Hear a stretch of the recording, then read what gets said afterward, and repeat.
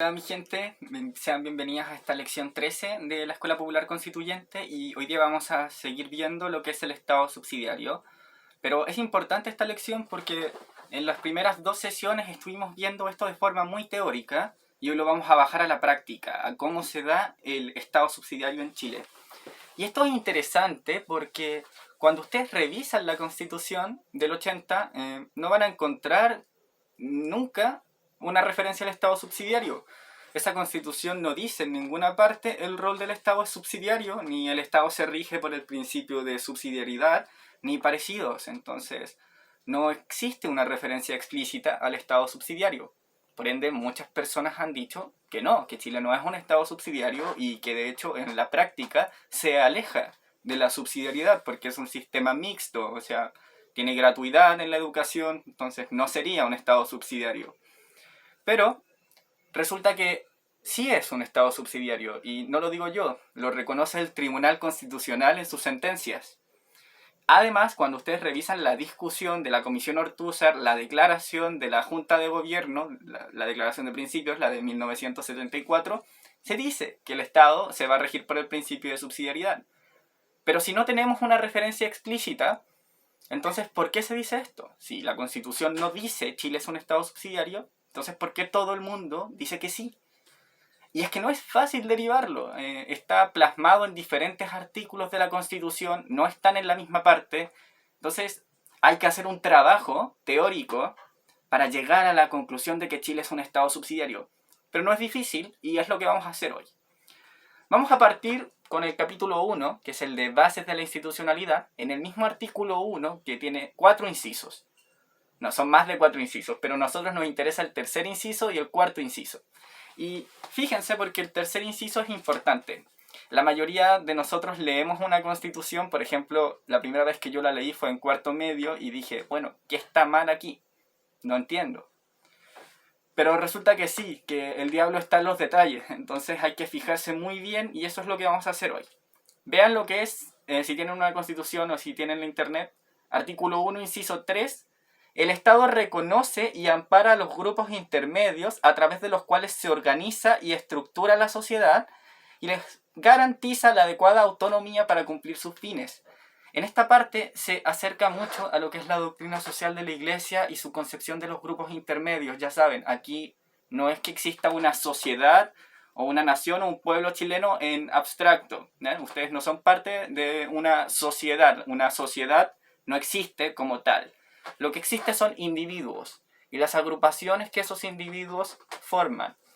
Y la sociedad sería la suma de todas esas organizaciones, la suma de todos los sindicatos, la suma de todos los centros de estudiantes, de las empresas, etc. Entonces, lo otro que llama la atención acá es que dice que la sociedad se estructura de cuerpos intermedios. Fíjense que esto es bien interesante y bien problemático, porque una constitución tiene que regir con acuerdos fundamentales sobre la vida política y de cómo va a funcionar la política. Pero esta es una declaración de principios, una declaración filosófica. Es lo que en filosofía decimos una concepción ontológica de la sociedad y el ser humano. Entonces, el punto importante acá es que es una visión muy especial de la sociedad. Parafraseando a Margaret Thatcher, no existe la sociedad, solo individuos. Entonces lo que la Constitución está reconociendo acá es ese tipo de sociedad. La sociedad se estructura así, entonces es muy parcial, ¿no? Esto significa más que mal que existen grupos intermedios que ustedes organizan en su mismo devenir, en su libre iniciativa de asociarse, y esos grupos intermedios tienen una autonomía, que significa que esas acciones las pueden hacer sin necesidad de intervención del Estado y que si ustedes como grupos intermedios pueden realizar una función, el Estado no debería realizar esa función. No es lo mismo que el derecho a asociación, no es lo mismo que el derecho a asociarte libremente y desempeñar una actividad. No, aquí hay un componente restrictivo del actuar del Estado. ¿Ya? El Estado garantiza la autonomía, es decir, que puedan desempeñar esas funciones sin que el Estado desempeñe también esas funciones. Entonces, más que es un concepto restrictivo del actuar del Estado y su fin es proteger la autonomía de los cuerpos intermedios. cosa que las otras democracias que ocupan altos índices de libertad económica y altos índices democráticos, también tienen un Estado que respeta el actuar individual y de estos grupos y respeta su libre voluntad y no interviene, pero no tienen ninguna declaración. Si ustedes revisan países, constituciones de Dinamarca, Suecia, Noruega, Alemania, Inglaterra, España, Finlandia, etcétera, y sigo, no hay ninguna declaración a la autonomía de los cuerpos intermedios. No, la mayoría de ellas evitan estas afirmaciones tan parciales, tan partidarias, y dicen que el pueblo es soberano simplemente, y que el pueblo se reconoce y se dicta esa constitución. No hablan sobre cómo se constituye el pueblo, eso ya es como una declaración de principios excesivamente tendenciosa hacia un lado. Y esto sigue esta autonomía de los cuerpos intermedios que restringe el actuar del Estado, continúa, tiene una parte segunda, que es el artículo 1, inciso 4, que está inmediatamente después, que dice: el Estado está al servicio de la persona humana y su finalidad es promover el bien común. Si ustedes vieron el video de Doctrina Social de la Iglesia, se van a dar cuenta de que bien común y persona humana también son conceptos católicos. Entonces aquí de nuevo tenemos un Estado laico, pero hay una visión del Estado que está interpretada desde un punto de vista confesional, o sea, un punto de vista ya más religioso, que hace armonía con el principio anterior, y eso es lo que confirma la presencia de un Estado subsidiario. Ahora, nótese que el Estado está al servicio de la persona humana y su función es promover el bien común. Y para ello debe contribuir a crear las condiciones sociales que permitan para cada integrante de esta comunidad su mayor realización espiritual. Curioso que una constitución garantice o pretende una realización espiritual y material. Es decir, si el artículo 1, inciso 3, restringe el actuar del Estado, el artículo 1, inciso 4, pone un área de legitimidad donde el Estado puede actuar, garantizar estas condiciones para que cada uno alcance su realización material y espiritual, porque su mira es el bien común. Entonces el Estado puede actuar, pero este actuar es restringido. ¿Por qué? Porque tiene que respetar la autonomía de los grupos intermedios. Y recuerden que eso nos dice que el Estado no debería realizar ninguna función que los grupos intermedios podrían realizar y que no debe intervenir en ello. Entonces, su aspecto se limita a estas funciones esenciales para el bien común, como pueden ser seguridad, protección, etc. Entonces, ¿cómo armonizamos esto? El Estado interviene donde los grupos intermedios, donde los privados, que le podemos decir, no quieren o no pueden intervenir. ¿Bien? Esa es como la famosa definición del Estado subsidiario que tenemos acá. Pero además hay una interpretación neoliberal aquí. Aquí, si vieron el video del neoliberalismo, nos vamos a dar cuenta de que el neoliberalismo es tal Estado que si el Estado interviene en la economía, eso arruina la economía, eso es perjudicial para la economía. Entonces, ninguna función estatal puede reemplazar o hacer mejor algo que un privado podría hacer, y sobre todo si hay fines de lucro. ¿Sí? Bajo la doctrina del libre mercado del neoliberalismo, los particulares actuando por sí solos, bajo sus propios intereses, redundan en un mayor beneficio para todos. Entonces, cuando el Estado interviene, altera ese equilibrio y, bueno, es para peor. Así que este actuar del Estado, con miras al fin común, va a estar limitado. ¿A qué? El Estado va a intervenir donde los privados no pueden intervenir, donde no pueden desempeñar una labor, pero solo lo va a hacer en caso de haber agotado todos los recursos para que el privado desempeñe esa función. Y ahí, por ejemplo, tenemos lo que fue la educación con copago, esta educación de los particulares subvencionados que hubo, que fue tan polémica, que se prestó a tantas malas prácticas, que ahí el Estado intervenía de modo que agotaba todos sus recursos, brindando recursos a estos privados para que pudieran realizar esa actividad. Y en caso de que ningún privado pudiera realizar esa actividad, el Estado se haría cargo de esta función, pero solo hasta que un privado apareciera para reclamar esa actividad, para desempeñar esa actividad. ¿Cómo lo podemos ver? Si tenemos un problema de salud y ningún privado puede atender ese problema, entonces el Estado, después de haber hecho todo lo posible para que un privado se hiciera cargo, asume la responsabilidad. Pero solo lo tiene que hacer hasta que aparezca un privado que pueda poner esa función de salud. Y tiene que agotar todos sus recursos posibles para que eso pase rápido. Ese sería el principio de interpretación neoliberal.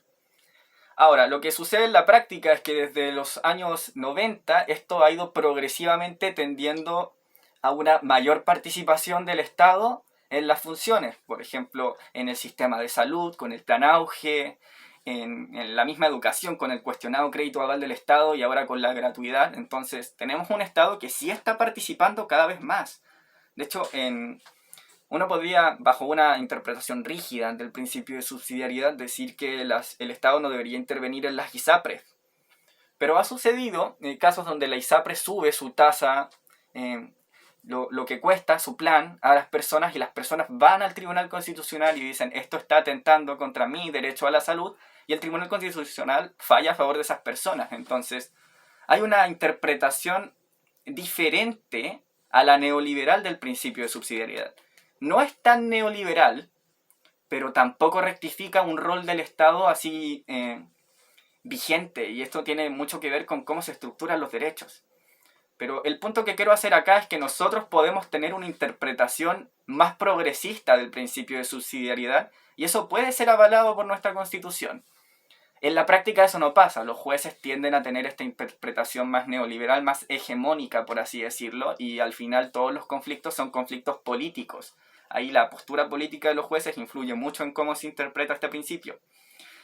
Pero incluso, superado este cerrojo que es ya más jurídico, más de interpretación, hay un cerrojo político, ¿ya?, que termina por reforzar este principio de subsidiariedad del Estado, y es bien interesante, y está en el artículo 19, numeral 21, inciso 2. El Estado y sus organismos podrán desarrollar actividades empresariales o participar en ellas solo si una ley de quórum calificado los autoriza. En tal caso, esas actividades estarán sometidas a la legislación común aplicable a los particulares, la que deberá ser de quórum calificado. Quórum calificado acá se refiere a una ley que necesita 2/3 para su aprobación. Dado nuestro sistema electoral, es difícil que una sola tendencia política, es decir, por ejemplo, la izquierda, tenga más de 2/3. Generalmente se reparten en proporciones similares, 60-40, más o menos por ahí, ¿ya? Y por tanto siempre hay una fuerza que tiene poder de veto, que es mayor al 33% y que puede vetar una ley. Y este es el cerrojo político, porque tenemos una derecha política, por así decirlo, que está muy familiarizada con este principio de subsidiariedad y sobre todo con esta creencia de que los mercados funcionan mejor por sí solos, y que son reacios a que el Estado intervenga en la economía o participe en una actividad empresarial, ya sea totalmente o en parte. Entonces, por ejemplo, si el Estado quiere hacer un programa de viviendas sociales y el Estado quiere construir eso, si se logra pasar esta interpretación constitucional, es decir, si el proyecto no es declarado inconstitucional, tiene otra barrera que es más política, que es superar el 66% de la Cámara de Diputados y Diputadas y el Senado. Posteriormente el veto presidencial, en fin, todas las instancias de veto del sistema chileno, que son bastantes. Entonces lo que tenemos ahí es que el actuar del Estado está bastante restringido por este principio, y no solo constitucionalmente, sino también por la práctica política. Así que, ¿qué hacemos ahí? Bien. Ahora, ya que tenemos este principio de subsidiariedad, yo había dicho anteriormente que tiene mucho que ver también con los derechos. ¿Por qué? Porque lo que produce este principio de subsidiariedad es que el Estado reconozca la autonomía de los grupos intermedios, dentro de los cuales están, por ejemplo, las empresas o cualquier acción particular, con sus respectivos fines, que pueden tener fines de educación, pueden tener fines de salud, pueden tener fines de vivienda y, en fin, garantías, derechos que nosotros consideramos esenciales, como prestación de seguridad social, sistema de pensiones, en otras palabras. Entonces, sucede acá que bajo el principio del Estado subsidiario, si un privado puede desempeñar esa actividad, que sí pueden, entonces el Estado debería intervenir lo menos posible en eso. Así que lo que sucede es que se produce una mercantilización de estos derechos económicos y sociales, que no es una barbaridad para la teoría neoliberal, puesto que para la teoría neoliberal los derechos económicos y sociales no existen. Entonces, se produce esta mercantilización, que quiere decir que el acceso a la vivienda, el acceso a la educación, el acceso a la salud, está condicionado por cuánto tú ganes económicamente, ¿ya? Por tu ingreso. Y esto es problemático porque si el Estado no garantiza un piso mínimo o si el Estado no garantiza recursos judiciales para que ustedes hagan valer sus derechos, esos derechos terminan, el ejercicio de esos derechos terminan condicionados por el nivel de ingreso que tú tengas. Y eso hace que la desigualdad sea muy problemática, porque ya no es solo una desigualdad económica, sino que es una desigualdad en la forma en la que ustedes acceden a educación, a salud, a vivienda, a seguridad social, etc. Entonces, si la seguridad, si la desigualdad no es ya problemática de por sí, bajo esta manera de concebir los derechos económicos y sociales y la actividad del Estado, sí es problemática.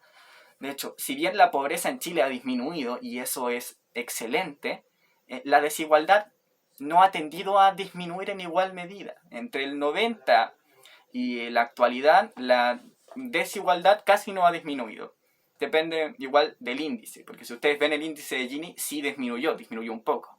Pero si ustedes ven el índice 10 décimos y el índice 20 vigésimos, no hay una variación significativa, como no hay una reducción real que tú puedas ver y decir, oh, no, estamos cambiando. Y claro, esto es complicado también porque si ustedes ven los aportes del Estado para esta desigualdad, resulta que la desigualdad por los aportes del Estado tampoco se ha reducido significativamente. Entonces no hay una condición de igualdad en el ejercicio de los derechos. ¿Y a qué me refiero con que estos derechos no estén garantizados por la Constitución? Bien, vamos a poner un ejemplo de esto. Quiero que vayan a... el derecho de propiedad en la Constitución, que si no me equivoco está en el 19, creo que es el numeral... está por el numeral 23, 22, creo, si no me equivoco. Pero el derecho de propiedad en nuestra Constitución está ampliamente detallado. ¿Ya? Con esto me refiero a que ocupa más de una página. Y si ustedes van en cambio a otros derechos, como el derecho de asociación o el derecho de reunión en estado, en una instancia pública, se van a encontrar que es una línea. Entonces tienes una página de regulación de un derecho, que es el derecho de propiedad, que es el más regulado entre todas las constituciones del mundo, donde esa constitución, la del 80, te da garantías en caso de que se incumpla tu derecho de propiedad, te da garantías de tú poder ir a un tribunal de justicia y decir, aquí están violando un derecho constitucional. No es el mismo caso con otros derechos. Y también, aquí quiero poner énfasis en lo que yo decía cuando era pequeño, iba en cuarto y vi como la Constitución y vi que decía, pero dice que yo tengo derecho a mi salud, y dice que yo tengo derecho a mi trabajo, y dice que yo tengo derecho al agua. Entonces, ¿por qué se critica tanto esto? Y claro, ahí es donde yo digo que el diablo está en los detalles. Y por eso es importante que me presten atención acá. Revisen el artículo 19 de nuestra Constitución, el numeral 9, sobre derecho a la salud. Escúchenme. El Estado protege el libre e igualitario acceso a las acciones de salud. Le corresponde coordinar y controlar estas acciones, sean públicas o privadas. Cada persona tendrá derecho a elegir el sistema de salud al que desea acogerse, sea estatal o privado. Nótense aquí que el Estado lo que protege es el derecho de uno a elegir un sistema de salud. ¿Ya? El derecho mío a elegir que mi sistema de salud sea estatal o privado. Es mi derecho a autonomía para elegir un sistema de salud, que no está mal, ¿ya? Nadie no me puede obligar a elegir un sistema de salud. Y protege mi acceso libre e igualitario a elegir un sistema de salud, es decir, que cada persona tenga derecho a elegir su sistema de salud. Ahora, en la práctica, ¿qué sucede aquí? ¿Quién puede elegir un sistema de salud? Por ejemplo, ¿quién puede, yo elijo un sistema de salud privado? Yo elijo una ISAPRE. Está estrictamente restringido eso. Y solo unas personas pueden realmente elegir un sistema de salud. La gran mayoría accedemos a lo que podemos, pero es un defecto, por defecto. Y lo que quiero hacer notar acá es que el Estado en ninguna parte garantiza su derecho a la salud, ni su responsabilidad a asegurarnos de que nosotros efectivamente hagamos ejercicio de este derecho de salud. Aquí no hay nada como lo que está detallado en el derecho de propiedad. El Estado tiene la función de coordinar y controlar estas acciones, pero no garantiza tu derecho a la salud. Y quiero poner un ejemplo acá, que ustedes igual si quieren pueden ver el Acta de Salud de 2006 del Reino Unido, pero yo les voy a leer la salud en Portugal, artículo 64, numeral 2. El derecho a la protección de salud, ya que ahí ya es distinto, porque dice derecho a protección de la salud, no a su libre acceso, no a su acceso igualitario, a su derecho a elegir igualitariamente. No, es su derecho a protección, es decir, ustedes tienen derecho a que su salud se proteja. Y este se realiza a través de un Servicio Nacional de Salud universal que, teniendo en cuenta las condiciones económicas y sociales de los ciudadanos, será tendencialmente gratuito. ¿Por qué elegí este?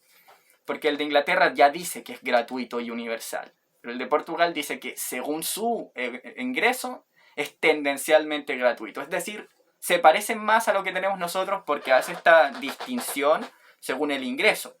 ¿Ya? Si una persona gana mucho, no va a ser gratuito. Entonces eso se parece más a lo que tenemos nosotros porque hace la diferencia por nivel de ingreso.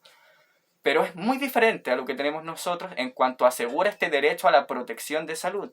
Y para eso, vean el numeral 3. Garantizar el acceso de todos los ciudadanos con independencia de su condición económica a la salud.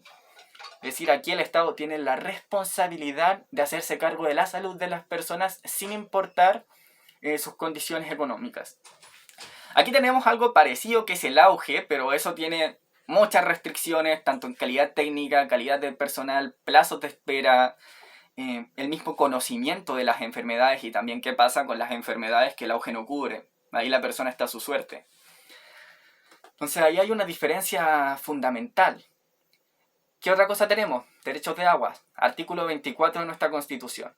Los derechos de los particulares sobre las aguas reconocidas y constituidas en conformidad a la ley otorgarán a sus titulares la propiedad sobre ellas. Aquí hay medio un juego de palabras porque en realidad esto dice que el agua es del Estado y de todos los chilenos, pero eso no sirve de nada con esta parte. Que los derechos de los particulares sobre las aguas, es decir, el privado que pide un derecho de agua, lo cumple. ¿Y qué significa este derecho? Significa que tiene propiedad sobre ellas. Entonces, no nos tenemos que engañar acá. El ejercicio, la propiedad de esas aguas está reconocida constitucionalmente como parte de la propiedad de un particular. ¿Ya? Entonces, a eso nos referimos con que se privatiza el agua. Y aquí podemos compararlo con muchas constituciones porque Chile es la única que privatiza el agua. ¿Ya? Pero la voy a comparar con Uruguay, artículo 47. Fíjense. El agua es un recurso natural esencial para la vida. Ya, ahí hay una diferencia fundamental. Es un recurso esencial para la vida. Y fíjense en esto que sigue. El acceso al agua y al saneamiento son derechos humanos fundamentales. Y se antepone el orden social al económico para una gestión solidaria y sustentable del agua. No está privatizada y el Estado tiene que encargarse de, independiente del orden económico, aunque siempre tomándolo en consideración, no es un todo o nada, pero prima el orden social y este derecho fundamental que ustedes tienen al agua. Es decir, ni un privado ni el Estado puede sustraerle su derecho al agua bajo esta cláusula constitucional. En el artículo 24 lo que sucede es que la gran parte de Chile tiene acceso al agua, pero hay muchas comunidades, sobre todo rural, que no. Y no tienen un recurso judicial para protegerse de eso, pese a que hayan privados que estén ocupando agua de esas mismas zonas por sus derechos de agua, que es lo que sucede en Nogales, por ejemplo. Y bueno, Chile es un país que está con riesgo hídrico, entonces es crucial considerar estas cosas. Por último, trabajo. Artículo 19, número 16, inciso 1 de nuestra Constitución. Toda persona tiene derecho a la libre contratación y a la libre elección del trabajo con una justa retribución. Es decir, ustedes, aquí fíjense, no hay un derecho al trabajo, ni a ganarse el sustento de la vida con su propio trabajo. Lo que ustedes tienen es derecho a la libre contratación y a la libre elección. Es decir, nadie los puede obligar a elegir un trabajo. Ahora, si tienen trabajo o no tienen trabajo, bueno, no es problema del Estado. ¿Ya? Entonces, no es su derecho al trabajo como tal, sino su autonomía para elegir un trabajo. Que de nuevo está bien, pero es insuficiente. Y sobre todo si lo comparamos con muchas otras constituciones, de las cuales yo elijo la del Reino de Noruega, artículo 110. es incumbencia de las autoridades del Estado la creación de las condiciones que permitan a todas las personas capaces de trabajar ganarse su sustento con el trabajo. Es decir, aquí la responsabilidad del Estado es crear estas condiciones para que una persona tenga trabajo, y no solo para que tenga trabajo, sino para que pueda ganar su sustento con él. ¿Ya? Y esto es una herramienta poderosa para combatir contra los males del desempleo, para combatir contra los males del trabajo informal, que aquí en Chile abunda, para combatir contra la segregación de género que existe en el trabajo, que la incorporación de mujeres al mercado laboral es mucho menor a la incorporación de hombres. Entonces, hay herramientas para trabajar ahí, y a esto me quiero referir cuando hablo de los derechos sociales reconocidos constitucionalmente.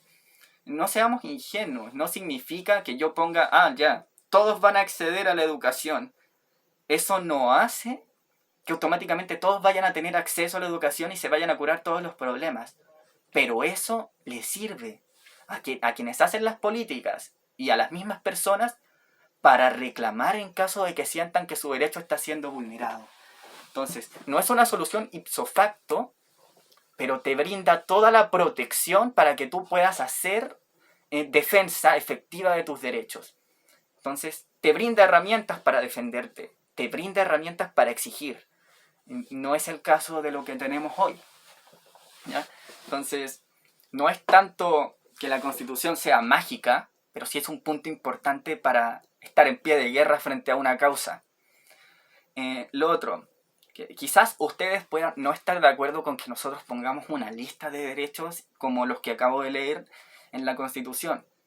Pero aún así el Estado subsidiario es un problema porque, como vimos en el artículo primero, inciso 3 y 4, y en el artículo 19, numeral 21, sobre la creación de empresas y iniciativa estatal en cualquier área en realidad, tenemos una visión bastante restringida del rol del Estado, que está acorde a una visión política bien particular, que es la del gremialismo, de Jaime Guzmán. Cuando ustedes van a los principios y a los manuales de militancia de la Fundación Jaime Guzmán, que sigue el legado de Jaime Guzmán, vamos a encontrar que su visión de la sociedad y de la política tiene este principio de subsidiariedad, tiene este principio de autonomía de los grupos intermedios. ¿Por qué es tan problemático esto?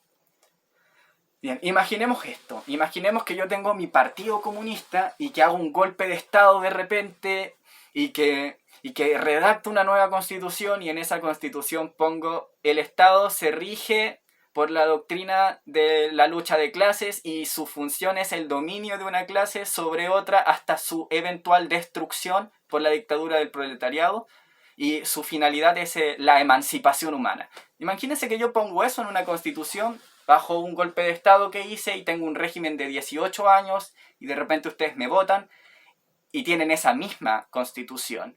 Y para cambiarla necesitan mi aprobación.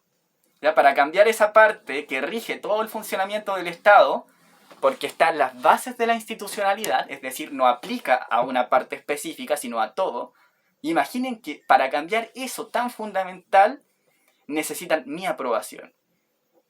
Y eso que yo puse ahí, las bases de mi propio partido. Entonces la Constitución está replicada en las bases de mi propio partido, y sin la aprobación de nadie, y que para cambiar eso necesitan mi aprobación.